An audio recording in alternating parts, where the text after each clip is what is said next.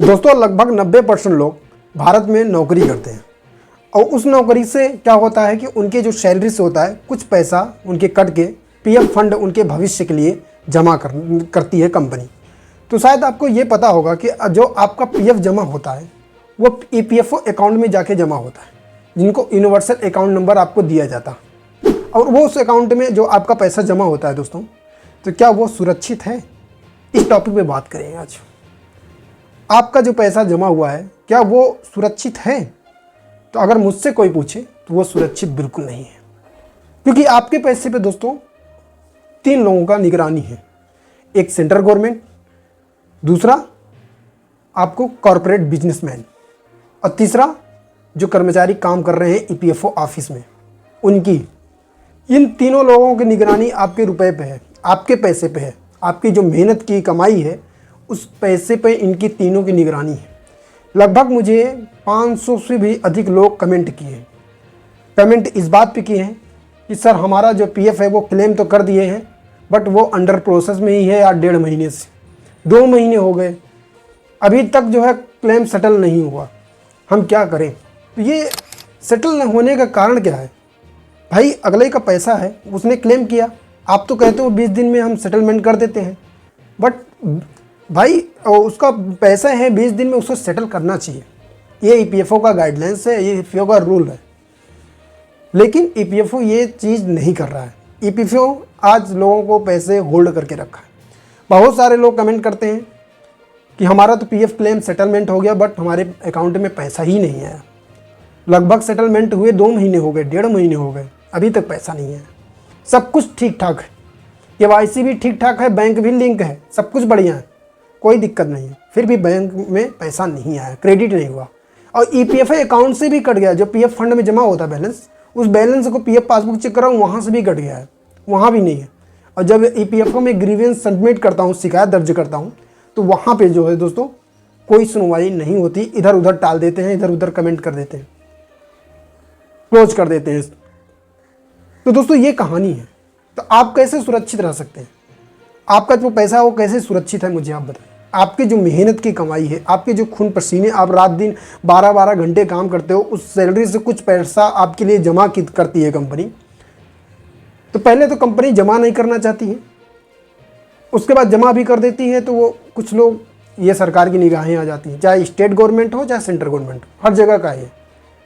अगर दोस्तों आपका पीएफ सेटलमेंट नहीं हो रहा है, 2 महीने से अधिक हो गया, तो आप पता करना कि आपके पीएफ ऑफिस में कितने लोगों का ऐसा हो रहा है।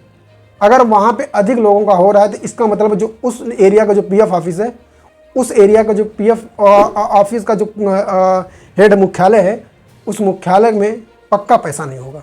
आपका ही पैसा जमा है लेकिन उस पैसा नहीं होगा, क्योंकि ये गवर्नमेंट उनसे ले लेती है, कॉरपोरेट बिजनेसमैन ले लेते हैं। वो पैसा आपका उठा के कहीं फंड लगा दिया जाता है। अब वो जब पैसा उसका आएगा रिटर्न, जहाँ लगाए होंगे वो रिटर्न आएगा तो फटाफट क्लेम सेटलमेंट होने लगेगा। और जब तक सेटलमेंट जो है, जब तक पैसा नहीं आएगा तब तक वो पेंडिंग में ही रहेगा, कुछ रिस्पॉन्स भी नहीं देंगे, क्योंकि पैसा जब रहेगा तभी तो देंगे वो पैसा। तो पैसा ही नहीं रहेगा तो कहाँ से देंगे? आपका पैसा सिर्फ शो कर रहा है, लेकिन आपका जो पैसा है ना, असलियत में जहाँ रखा हुआ है पीएफ ऑफिस में, वहाँ से ये सरकारें ले ली ही यूज करने के लिए, और यूज कर रही हैं। कोई कॉरपोरेट बिजनेसमैन ले लेते हैं और कुछ जो है ये खुद यूज़ करते हैं। जो कंस्ट्रक्शन काम होता है, ये ओवरब्रिज बनता है, रोड बनता है, बहुत सारे काम होते हैं, ये आपके ही पैसे से काम कर रहे हैं दोस्तों, शायद आपको बिल्कुल भी नहीं पता होगा।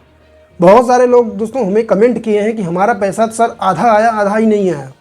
अरे ये कौन सी मतलब होती है भाई? अगर आप पीएफ सेटलमेंट कंप्लीट कर दिए हो तो आधा पैसा आया, आधा नहीं आया, ये कौन सी बात है? क्या रीज़न है?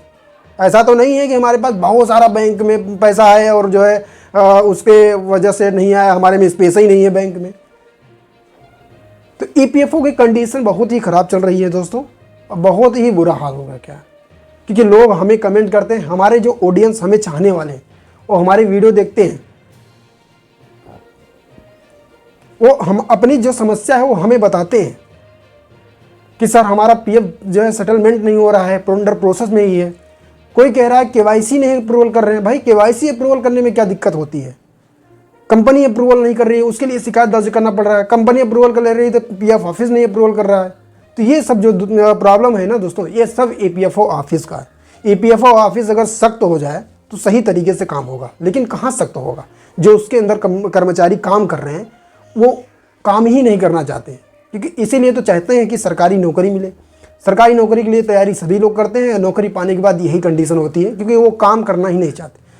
तो मानो या मन मानो, ये देश को सबसे ज़्यादा पीछे ले जाने वाले ये सरकारी कर्मचारी ही हैं, और है भी हैं और पीछे भी करेंगे भी, क्योंकि ये जितने भी लोग काम करने वाले हैं गवर्नमेंट जॉब में, ये काम करते ही नहीं है। नाम है कि मैं काम करने के लिए तनख्वाह लेता हूँ, लेकिन ये काम नहीं करते। ये सबसे बड़े देश के दो ही हैं समझो। लोग, जनता परेशान रहती है, लेकिन ये इनकी सुनवाई नहीं होती है।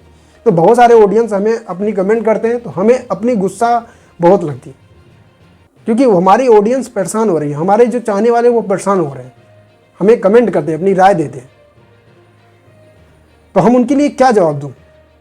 क्योंकि पीएफओ और ईपीएफओ सुन नहीं रहा है किसी का, वो वही कर रहा है जो उसके पास है। दरअसल वो सुनेगा कहाँ से? जब पीएफ फंड में, जब पीएफ एक ऑफिस में जब आपका पैसा रहेगा उसमें, तब ना, जब उसका वो वही पैसा जब ये सरकारें ले रही हैं तो क्या होगा? यूज करती हैं आपके पैसे की। इसके वजह से आपका पीएफ सेटलमेंट नहीं हो रहा है, और सेटल हो जा रहा है तो आपके बैंक अकाउंट तक नहीं आ रहा है, वो पेंडिंग है। जैसे पैसा पीएफ ऑफिस में आपके आ जाता है, सरकार के द्वारा कहीं भी फंसाए होंगे कोई बिजनेस में, तो जैसे वहाँ से निकलता है पैसे और फटाफट सेटलमेंट होता रहता है। तो ये कहानी है दोस्तों। इसके वजह से लोग कोई सच्चाई नहीं बताना चाहता है।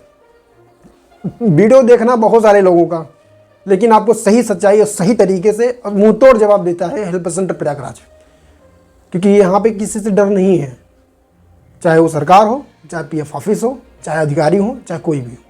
क्योंकि हमारी जो जनता है, हमारे जो ऑडियंस है, अगर हमें अपनी राय बताएंगे, अपनी जो है समस्या हमको बताएंगे, तो हमें दुख होगा और हम उसको मुंह तोड़ जवाब देने के लिए काम करेंगे। तो बने रहें सही जानकारी पाने के लिए हेल्प सेंटर प्रयागराज पे। मैं हूँ शरद तिवारी।